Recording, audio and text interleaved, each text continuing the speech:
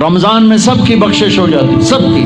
4 نہیں بخشے جاتے، 4 آدمی نہیں بخشے جاتے، 4 قسم کے مرد عورت سب کی بخشش ہو جاتی، سب کی. 4. اللہ تعالی ہماری حفاظت فرما لے.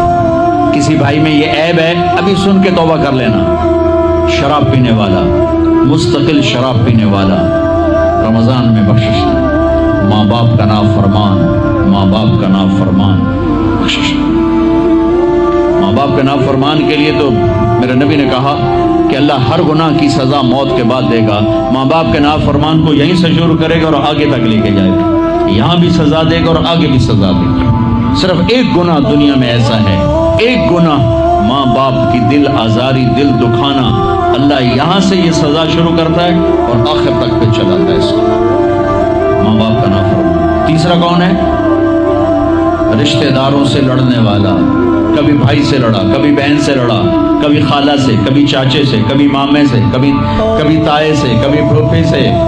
قریبی رشتوں سے لڑنے والا اور تعلق توڑنے والا، اس کی بخشش نہیں. چوتھا کون ہے؟ کینہ رکھنے والا. کینہ، شحن. ایک ہوتا ہے بغض، ایک ہوتا ہے کینہ. شحن، بغض، شحن. بغض کیا ہے؟ بغض کیا ہے؟ کہ مجھے انصر بھائی سے نفرت ہے، یہ بغض. اور کینہ کیا ہے؟ کہ میں ان کو نقصان پہنچانا چاہتا ہوں، نفرت کے ساتھ ان کی ٹانگیں کھینچنا چاہتا ہوں، اس کو کینہ کہتے ہیں. تو یہ 4 برائیاں معاف نہیں ہیں.